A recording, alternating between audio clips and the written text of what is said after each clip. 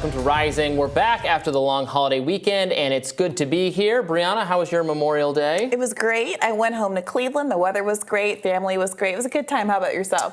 Good. I had family visiting from out of town, and we did the whole Monuments tour for someone who had actually never been to D.C., so it was very Memorial Day appropriate. That's very charming, Robbie. All right, back to the nitty-gritty. Yes, back to the news. I believe there was some breaking. Yeah, absolutely. It seems like President Biden and House Speaker Kevin McCarthy have finally struck a deal on the budget. Yeah. We've got good news.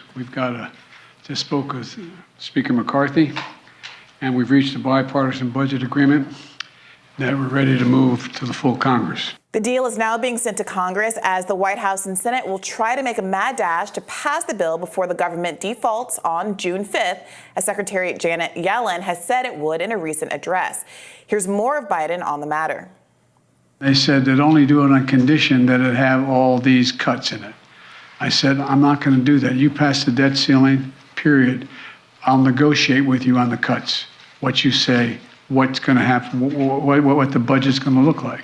That's what we are negotiating in order to get to them deciding that they're going to go along with a new debt ceiling, meaning that it's not attached. It's something totally different attached than was attached before.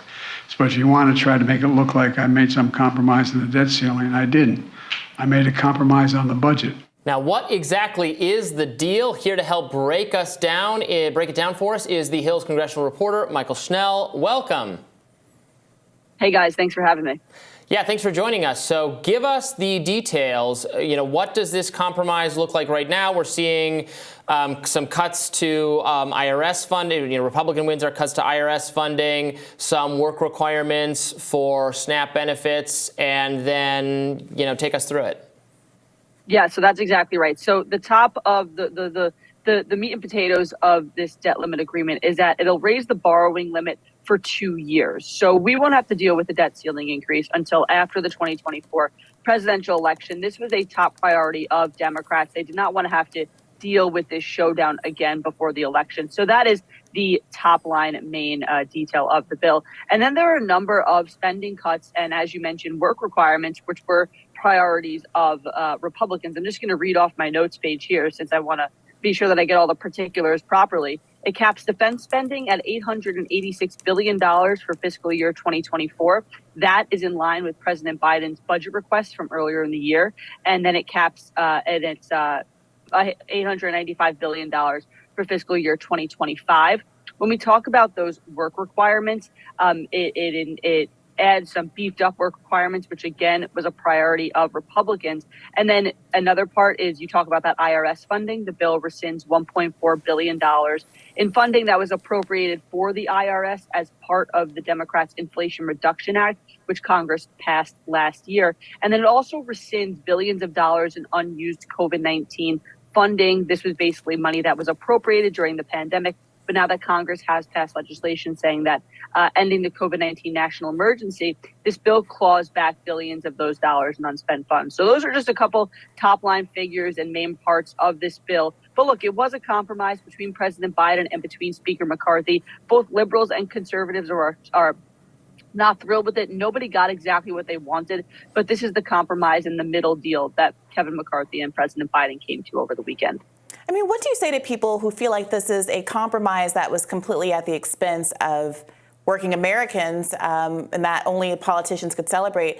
You're looking at student debtors as part of this so-called compromise, not only having student debt relief kind of off the table, it's been that way since it got caught up in the courts, but it mandates that student debt relief is going to end, the moratorium is going to end in August. Moreover, the work requirements that were discussed are basically, the argument is that it's going to save the government some money by kicking some needy families, poor people, et cetera, off of receiving certain TANF and other kinds of government benefits.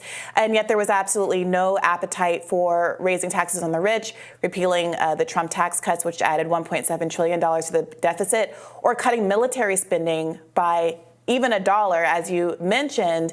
The military spending, being capped at the level that Biden anticipated asking for next year anyway.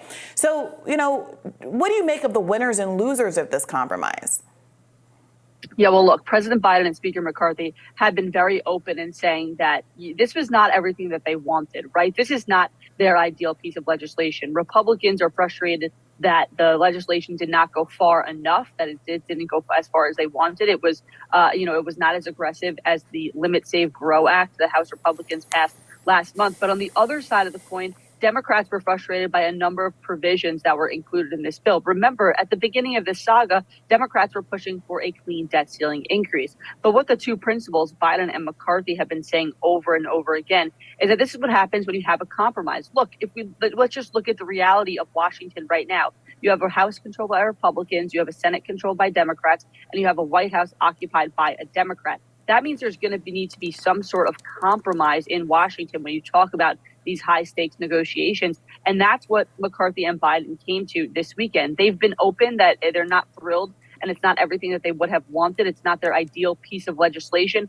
but they're saying that the alternate of defaulting on U.S. loans and having the country's first ever default would be more catastrophic than passing this piece of legislation. So that's how they're pitching it to their lawmakers. We'll just have to see how the vote shakes out tomorrow. But Michael, what do you make of that framing? Because some people say that's an inaccurate portrayal of what's actually going on, that there was not a necessity to have this debt ceiling crisis, that it's a manufactured crisis by conservatives who are trying to extract cuts that they weren't able to get in the course of the legislative process, that the debt ceiling has been raised innumerable times under Republican presidencies, that this is trying to negotiate what couldn't be done legislatively and at the expense of working people, and that there is not the kind of fiction that there is not a consensus among Americans in favor of a number of policies that could have really raised money for the U.S. government and also cut spending,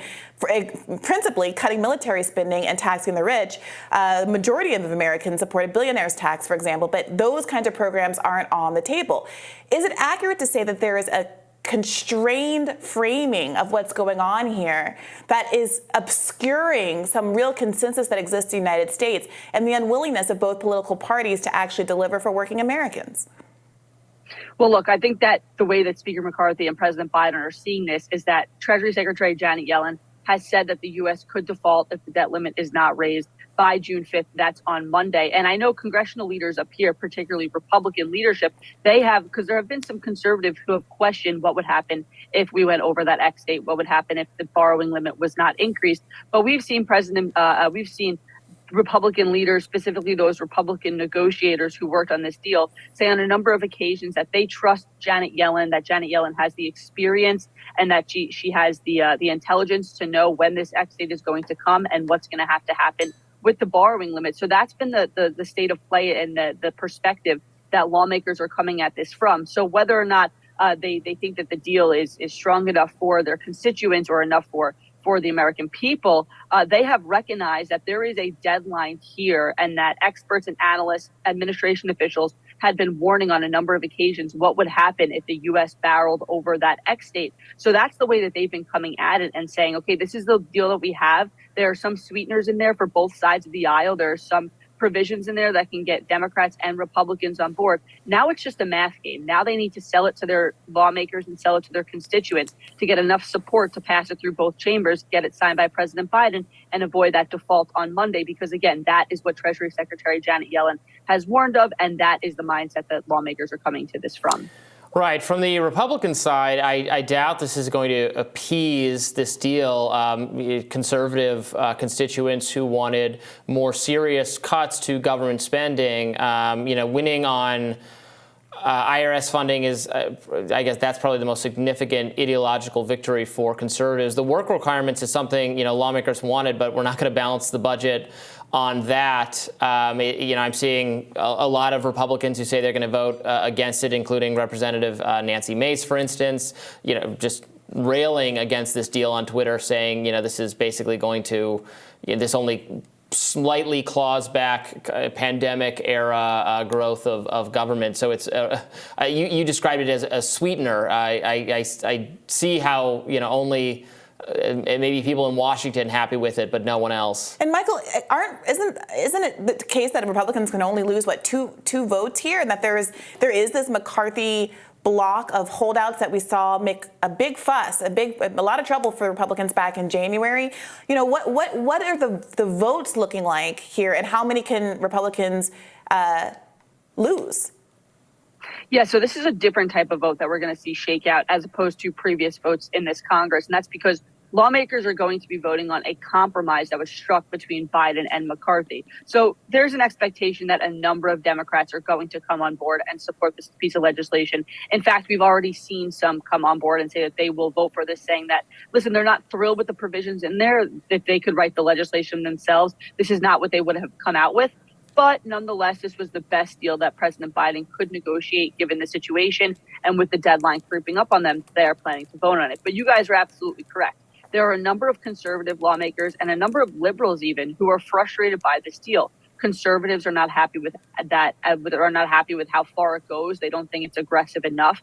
And liberals are frustrated with how much is actually in this piece of legislation. So look, going into this Democratic and Republican leadership, we're basically aware that the most conservative in the Republican Party and the most progressive in the Democratic Party were unlikely to vote for this legislation. But the bipartisan nature of it gives them the ability to lose those people on the wings of the party, so to say, and rely on a hodgepodge of moderate lawmakers who will, in the end of the day, likely come out and support this legislation.